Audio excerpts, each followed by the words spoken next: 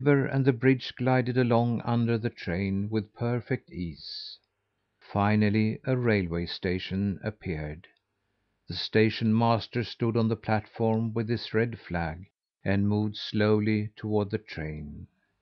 When he waved his little flag, the locomotive belched even darker smoke curls than before, and whistled mournfully because it had to stand still.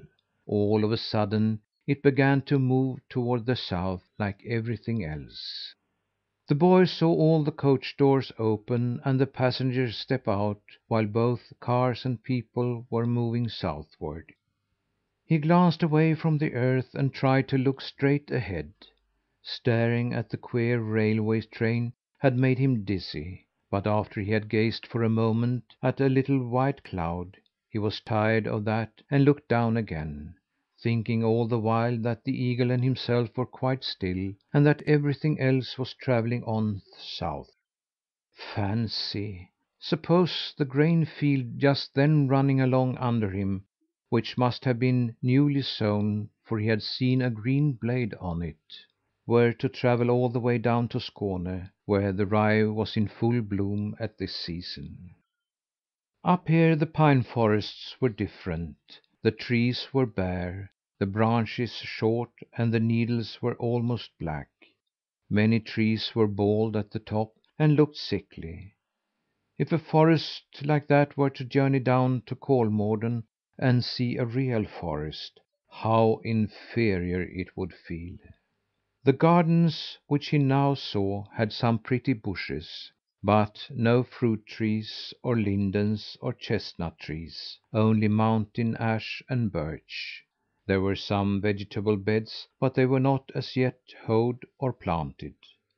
If such an apology for a garden were to come trailing into Sörmland, the province of gardens, wouldn't it think itself a poor wilderness by comparison?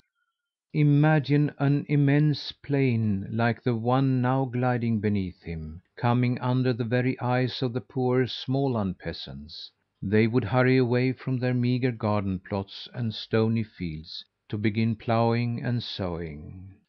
There was one thing, however, of which this Northland had more than other lands, and that was light. Night must have set in, for the cranes stood sleeping on the morass, but it was as light as day. The sun had not travelled southward like every other thing. Instead, it had gone so far north that it shone in the boy's face. To all appearance, it had no notion of setting that night.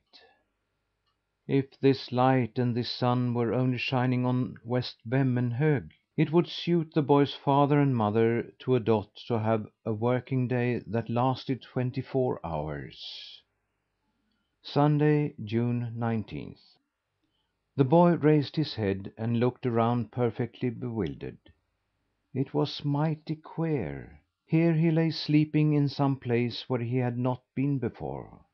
No, he had never seen this glen, nor the mountains round about, and never had he noticed such puny and shrunken birches as those under which he now lay. Where was the eagle? The boy could see no sign of him. Gorgo must have deserted him. Well, here was another adventure. The boy lay down again, closed his eyes, and tried to recall the circumstances under which he had dropped to sleep. He remembered that as long as he was travelling over Westbottom, he had fancied that the eagle and he were at a standstill in the air, and that the land under them was moving southward. As the eagle turned northwest, the wind had come from that side, and again he had felt a current of air, so that the land below had stopped moving, and he had noticed that the eagle was bearing him onward with terrific speed. "Now we are flying into Lappland," Gorgo had said, and the boy had bent forward so that he might see the country of which he had heard so much. But he had felt rather disappointed at not seeing anything but great tracts of forest land and wide marshes. Forest followed marsh, and marsh followed forest.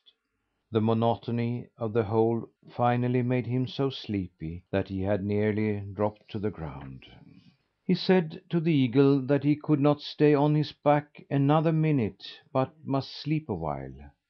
Gorgo had promptly swooped to the ground, where the boy had dropped down on a moss tuft. Then Gorgo put a talon around him and soared into the air with him again.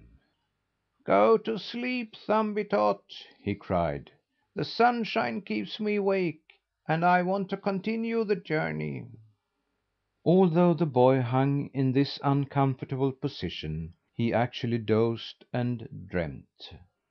He dreamt that he was on a broad road in southern Sweden, hurrying along as fast as his little legs could carry him. He was not alone.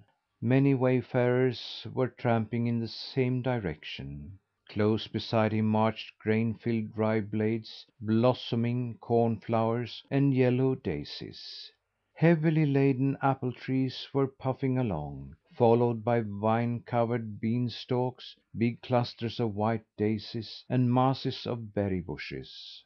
Tall beeches and oaks and lindens strode leisurely in the middle of the road, their branches swaying, and they stepped aside for none.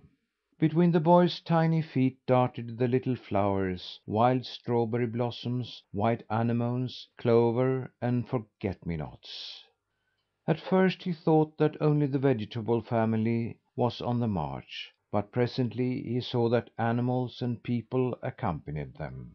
The insects were buzzing around advancing bushes, the fishes were swimming in moving ditches, the birds were singing in strolling trees. Both tame and wild beasts were racing, and amongst all this, people moved along, some with spades and scythes, others with axes, and others again with fishing nets. The procession marched with gladness and gaiety, and he did not wonder at that, when he saw who was leading it. It was nothing less than the Sun itself, that rolled on like a great shining head with hair of many hued rays, and a countenance beaming with merriment and kindliness. "Forward, march!" it kept calling out. "None need feel anxious whilst I am here. Forward, march!" "I wonder where the Sun wants to take us to," remarked the boy. A rye blade that walked beside him heard him, and immediately answered: "He wants to take us up to Lappland to fight the Ice Witch." Presently the boy noticed that some of the travellers hesitated, slowed up, and finally stood quite still. He saw that the tall beech tree stopped, and that the roebuck and the wheat blade tarried by the wayside; likewise the blackberry bush, the little yellow buttercup, the chestnut tree, and the grouse. He glanced about him and tried to reason out why so many stopped. Then he discovered that they were no longer in southern Sweden. The march had been so rapid that they were already in Svealand. Up there the oak began to move more cautiously. It paused a while to consider, took a few faltering steps, then came to a standstill. "Why doesn't the oak come along?" asked the boy. "It's afraid of the Ice Witch," said a fair young birch that tripped along so boldly and cheerfully that it was joy to watch it. The crowd hurried on as before. In a short time they were in Norrland, and now it mattered not how much the Sun cried and coaxed. The apple tree stopped, the cherry tree stopped, the rye blade stopped. The boy turned to them and asked: "Why don't you come along? Why do you desert the Sun?" "We dare not. We're afraid of the Ice Witch, who lives in Lapland," they answered. The boy comprehended that they were far north, as the procession grew thinner and thinner.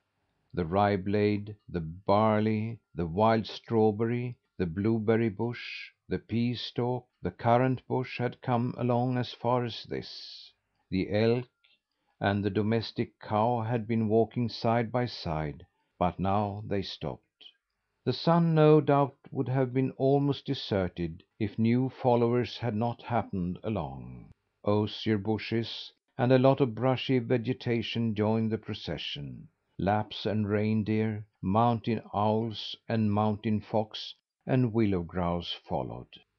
Then the boy heard some.